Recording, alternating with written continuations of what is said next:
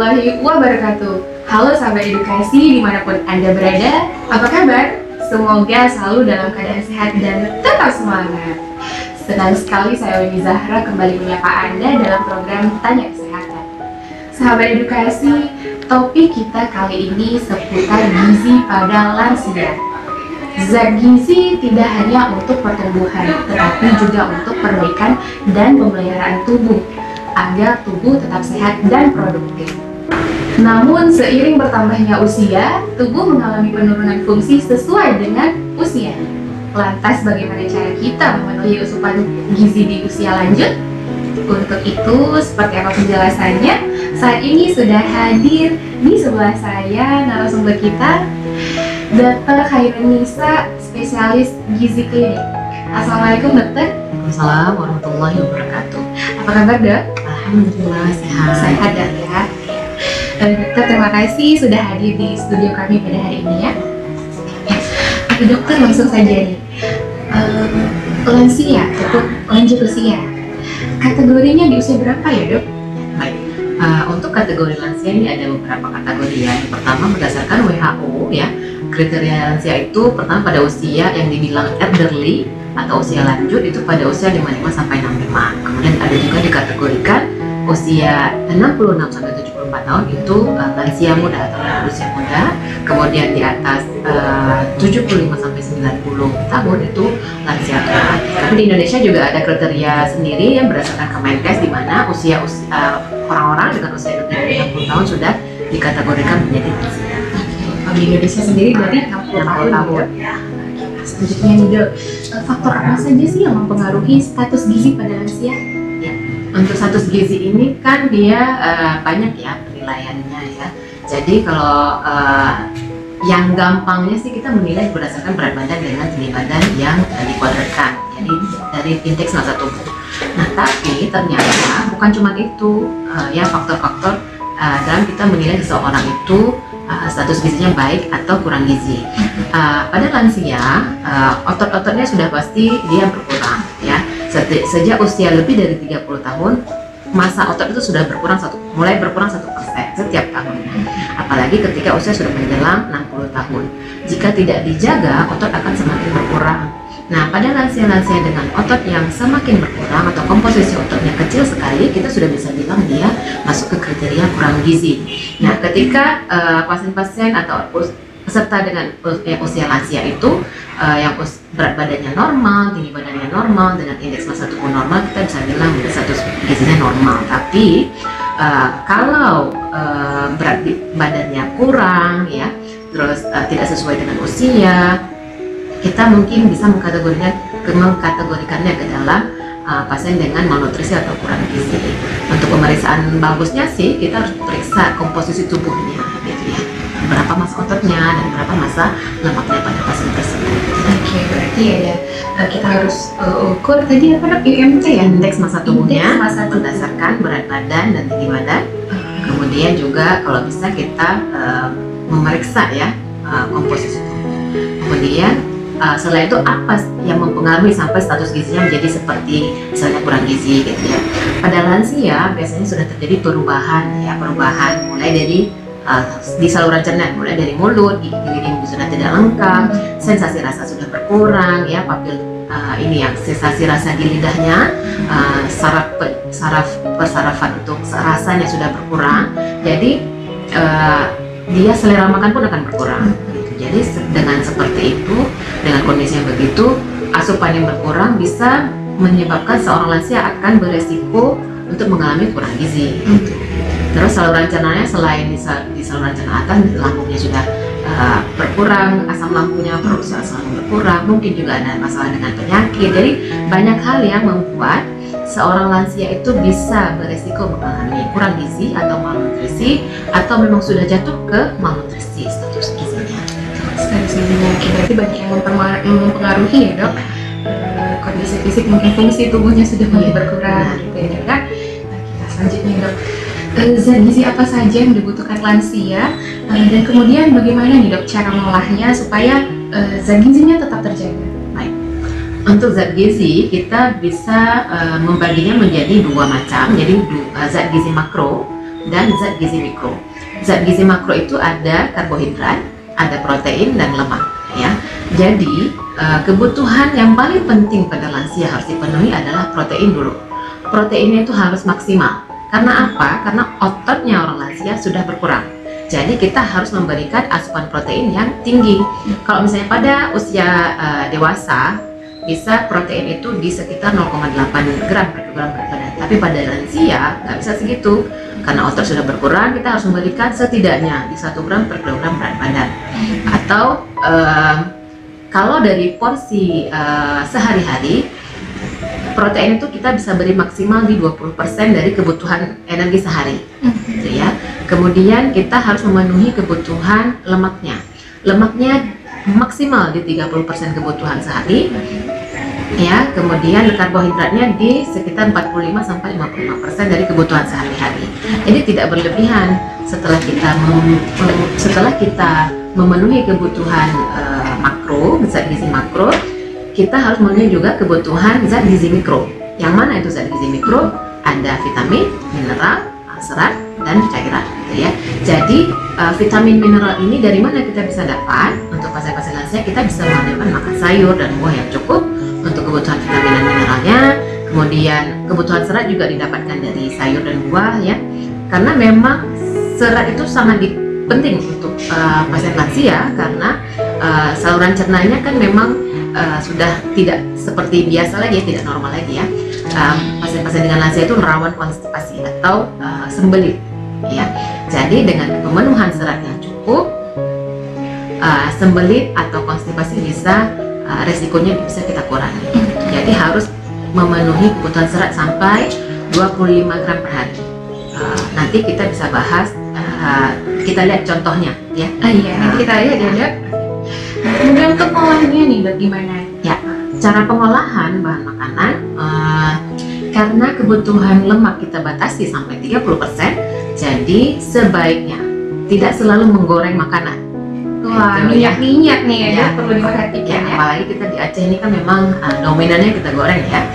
Jadi makanan tidak banyak yang digoreng. Kalaupun pengen sekali yang digoreng, mungkin boleh satu sajian saja sehari. Kemudian yang lain cara pengolahannya bisa direbus, dikukus ya, dipanggang makanannya, ikannya misalnya atau lauknya dipanggang ya. Tumis masih boleh, tapi dengan minyak yang terbatas, tidak dengan seperti pola makan orang Aceh yang minyaknya banyak sekali ya, yang digunakan itu tidak bisa lagi. Karena memang pembuluh darahnya sudah tidak sama dengan orang yang muda, gitu ya. Untuk cara pengolahannya, jangan banyak yang goreng-goreng. Ya, nah, Padahal itu paling enak ya Dok. memang yang paling enak digoreng, cuman harus kita batasi ya. Oke, nah selanjutnya Dok, apa sih manfaatnya ketika lansia sudah mampu mencukupi kebutuhan gizinya? Setiap kita membutuhkan energi atau tenaga ya untuk hidup. Nah, energi itu didapatkan dari makanan yang kita makan. Apapun bahan makanannya, mau makanan padat, mau nasi, mau apapun ya, apa susu, itu jadi sumber energi. Nah, kebutuhan energi sehari itu harus total kita penuhi, ya, tidak boleh kurang. Kalau seorang lansia kurang makannya, karena yang faktor-faktor tadi sebelumnya dengan selera makan yang berkurang, gigi yang sudah tidak lengkap, susah untuk mengunyah, ya, asupan yang berkurang itu beresiko membuat seorang lansia itu mengalami kurang gizi, bahkan bisa jatuh ke gizi buruk. Gitu. Jadi sayangnya kalau pasien-pasien dengan malnutrisi atau kurang gizi, apalagi sudah jatuh ke gizi buruk, itu resiko untuk sakit lebih tinggi dibandingkan dengan lansia sehat yang tanpa kekurangan zat gizi atau kurang gizi. Kalau sudah jatuh ke malnutrisi, sedikit saja ada infeksi, seorang lansia itu bisa saja harus dirawat, dan kemungkinan untuk sembuh atau length of stay, waktu rawatan itu juga akan lebih panjang pada pasien-pasien dengan yang sudah mengalami kurang gizi. Gitu. Jadi harus kita penuhi kebutuhan sehari-hari sesuai dengan usia, berat badan, dan tinggi badan pasien. Ya. Kalau dia tidak bisa memenuhi kebutuhannya sendiri, maka seorang lansia sebaiknya didampingi oleh orang yang bisa mengatur makannya dia dalam sehari-hari, atau yang menjaga ya, untuk mengingatkan makan, menyediakan makanan. Harus ada seseorang yang bisa menjaga untuk bisa memenuhi kebutuhan energi sehari-hari dari seorang lansia. Jadi butuh dukungan dari keluarga terdekat ya, Dok? Iya. Selanjutnya, Dok, misalkan lansia seperti yang kita katakan tadi, nafsu makan berkurang, sama sekali nggak mau makan. Kita udah coba ini, coba itu, tapi nggak mau makan. Ada alternatif nggak, Dok, kira-kira? Ya. Untuk semua orang ya, selama saluran cerna masih bisa dipakai, kita akan pakai jalur saluran cerna. Jadi mulai dari mulut sampai saluran cerna bagian bawah. Kalau misalnya dari bentuk makanan, pasiennya nggak mau makan nasi biasa karena lauknya sudah keras, gigi sudah tidak lengkap, kita bisa modifikasi bahan makanannya. Mungkin kalau lauknya tidak kita cincang halus sampai dia bisa mudah menelannya, kemudian nasinya kita bisa buat nasinya jadi nasi lunak gitu ya. Kalaupun tidak mau, bisa kita ganti yang lain, ada bahan makanan lain yang bisa menggantikan. Misalnya sama sekali nggak mau makan nasi, nggak mau makan bubur juga enggak, makan lauk apalagi gitu ya. Mungkin kita bisa pakai oral nutrition supplement atau suplementasi seperti susu ya. Jadi kita bisa memakai pasiennya, bisa kita sarankan untuk mengkonsumsi susu yang jumlahnya dihitung dulu sesuai dengan kebutuhannya. Dalam sehari misalnya dia butuh 1.200 kalori. Nah, kita akan menghitung. Jadi kalau ke dokter gizi klinik, kita akan menghitung satu hari sekali minum dia berapa mili dia harus minum, berapa banyak bubuk susu ya harusnya minum untuk memenuhi kebutuhan seharinya. Oke, berarti lansia untuk kebutuhan seharinya itu harus dihitung dulu ya, Dok? Ya, benar. Ya. Dan untuk menghitung itu bisa datang ke dokter Ya, spesialis gizi klinik. benar, bisa konsul ke kami. Seperti itu ya. Kemudian, Dok, bagaimana mengatur pola makan ya pada lansia? Nah, untuk pola makan ya, karena lansia merasa mudah kenyang, kita bisa membagi makannya menjadi 5-6 kali makan. Jadi ada 3 kali makan besar dan 2-3 kali selingan. Dan itu dilakukan tepat waktu ya, sesuai dengan jadwal. Ya, misalnya makan pagi jam 7, nanti makan siangnya jam 1, makan malamnya jam 7 malam. Nanti ada selingan di antara makan besar ya. Misalnya makan pagi jam 7, selingannya jam 10 gitu ya. Makan besar terdiri dari apa, nanti ada nasi ya, mungkin kita nanti bisa contohkan selanjutnya. Terus selingannya bisa makan buah gitu, atau minum susu ya. Terus makan siang makan nasi lagi dengan lauknya. Terus makan sore selingan bisa makan buah lagi, jam 7 makan nasi lagi, dan sebelum tidur masih bisa snack. Snacknya buah, bukan makan nasi sebagai snack tapi bisa makan makanan ringan ya, biskuit misalnya atau buah. Oke, untuk porsinya ya, Dok, bisa nanti porsinya kita bisa lihat ya selanjutnya. Ya, Dokter. Kemudian, nah ini untuk contoh menu makanan dalam sehari nih bagi lansia. Mungkin kita kalau untuk contoh makanannya bisa kita lihat di, nanti ada food model yang akan saya sajikan. Di studio sebelah ya, Dok. Ya. Dokter, terakhir nih, Dok, jadwal praktek dokter di RSUD Dr. Zainal Abidin. Boleh disampaikan? Baik, untuk ketemu dengan dokter gizi klinik, kalau saya jadwalnya di hari Senin dan Kamis di Poli Gizi yang digabung dengan Poli Geriatri dan Poli Antro. Wah, Dokter, apa nih, Dok? Ini namanya food model. Saya Maaf ya, nggak bisa. Ini namanya food model ya. Food model ini contoh porsi dan bahan makanan yang dikonsumsi sehari-hari. Jadi ini sudah saya bagi ya. Dan ini ada golongan karbohidrat, ini golongan protein hewani, ini protein nabati, ini sayur dan buah. Jadi yang masuk golongan karbohidrat itu kita bisa lihat nih, ada nasi ya, ada nasi, ada roti, ada mie ya, bukan digabung makannya, tapi satu-satu pilih ya. Nah, itu kita banget, Dok. Iya, makanya karena ya kita banget lah ya makan mie instan tambah nasi, pasti ya. Jadi udah nggak bisa lagi ya, kalaupun harus pengen segala seperti itu, kita harus mengatur jumlahnya. Jangan satu porsi nasi tambah satu porsi mie instan habis itu makannya tambah roti lagi, itu udah karbohidrat semua ya, nggak bisa kita makan seperti itu. Jadi ini penggantinya ya, boleh makan nasi, boleh makan mie instan, boleh makan roti, boleh makan jagung, kentang. Ini semua golongan karbohidrat. Kemudian ini adalah golongan protein hewani ya. Ada ayam ya sebesar ini, ada ikan, sajiannya sebesar ini ya kira-kira. Terus ada bakso ya. Pertanyaan orang-orang yang ingin menurunkan berat badan ya, atau yang lagi diet lah istilahnya. Sering boleh makan bakso nggak dok? Nah ternyata boleh. Bakso itu masuk ke dalam golongan hewani ya. Jadi boleh. Terus ada sosis, ada ikan ya, ini ada ikan. Bisa dilihat ya, ikan potongannya sebesar apa, besarnya sebesar apa. Untuk ya. satu kali makan ya. Nah, jadi kasarnya itu sebesar telapak tangan, setebal telapak tangan ya yang dimakan. Jadi ini golongan protein hewani, kemudian ada golongan protein nabati, ada tempe ya, ada tahu, bisa juga sebesar telapak tangan ya ukurannya ya. Ada tahu, ada oncom, mungkin kalau orang jarang ya makan oncom. Nah, terus ada kacang-kacangan, ya ada kacang merah, kacang polong, hijau ya, kemudian ada golongan sayuran, ya ada kembang kol, ya ada kacang panjang, ada oyong. Ini sajiannya segini sekali makan. sekali makan Ya. Kira-kira nanti ada ukurannya ya, 100 gram, 1 ons lah. Kalau ini oyong 1 ons sekali makannya, satu saja. sekali makan ya dok, bukan satu hari ya? Bukan, sekali Oke, makan. Itu ternyata memenuhi kebutuhan serat. sekali makan. Ya, nanti saya akan saya bagikan ke dalam satu contoh menu ya.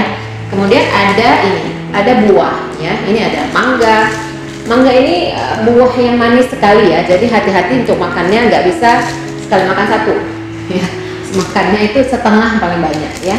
Terus nih yang paling lagi musim. Nah, ada durian ya. Ini sajian durian itu segini ya, bukan satu buah. Ya, kalau satu buah kalau satu buah itu bukan snack namanya ya, itu udah makan besar. Jadi kalau makan durian ini cuma 2 biji ya, 2 biji saja sajiannya. Sebagai selingan ya dok? Iya, itu sebagai selingan. Ini buah itu sebagai selingan ya, seperti saya jelaskan tadi, ada 3 kali makan besar dan 3 kali selingan. Nah, selingannya adalah buah. Saya akan buat contoh porsi menu ya. Jadi kita misalnya makan nasi, orang Aceh biasanya makan nasi ya. Nasi satu sajian itu sekitar 100 gram sampai 150 gram. Nasi satu, kemudian ada lauk hewaninya ikan satu, ya. Kemudian ada lauk nabatinya tahu satu, ada sayur satu, bisa ini kol putih, boleh deh kol putih. Nah, kalau ini kan tulisannya kan ukurannya 100 gram. Kalau kita gabung ini sebenarnya baru 100 gramnya segini ya.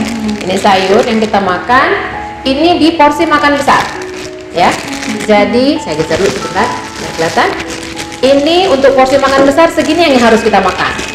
Jadi 3 kali makan besar pagi, siang, dan malam atau sore, seginilah porsi yang harus dimakan. Gitu ya. Kemudian untuk 3 kali makan ya. Kemudian selingan. Nah, selingan tinggal kita pilih. Selingan 2 kali tadi ya dok? Ya, selingan bisa 2 sampai 3 kali ya. Ini ada pir 1 ya. Ini selingan misalnya, ini selingan jam 10. Ini selingan jam 4 sore sama selingan malam. Nah, ini 1. Begini aja makannya udah sehari cuma segini. Ya, kalau seorang lansia bisa makan segini banyak dengan tinggi badan sebesar kita, setinggi kita ya, badannya nggak besar kali, sebesar kita juga, ini sudah insya Allah memenuhi kebutuhan energi sehari. Kalaupun tidak cukup, dia bisa tambah susu. Nah, ini ada susu ya.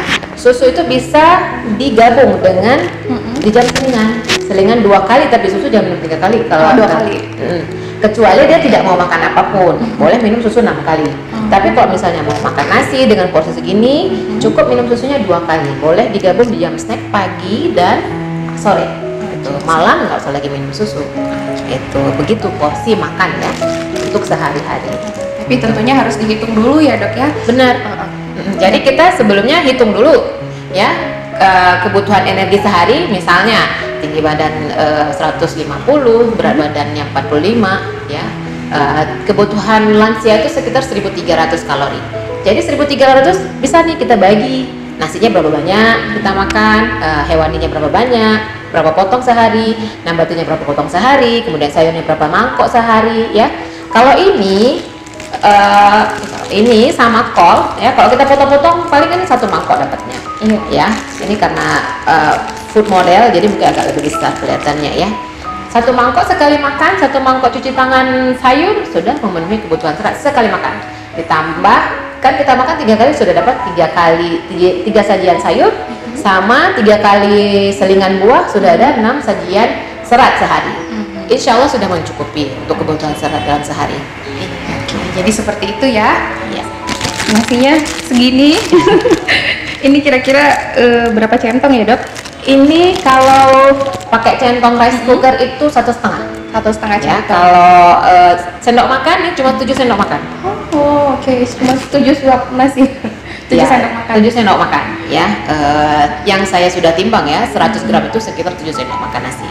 Jadi ya memang seperti itu yang jumlah kita makan, bukan kayak makan nasi padang ya. Nasinya 2 kali tambah gitu ya, 2 cupnya nasi padang itu udah berlebihan. Apalagi nasi bungkus itu banyak sekali. Tapi kalau udah makan nasi padang lupa semua, Dok. Bisa tambah lagi mas. Oh, itu masalahnya. Itu dia. Iya, oke dokter. Jadi itu tadi dokter sudah contohin menu makan sehari. Ya. Nah, gimana kira-kira bisa diterapkan? Kira-kira apa udah terbayang apa yang harus dimakan dan Iya. yang mana yang tidak boleh berlebihan untuk dimakan? Ya. Oke. Jadi udah tahu mana porsi-porsinya gitu ya, Dok ya.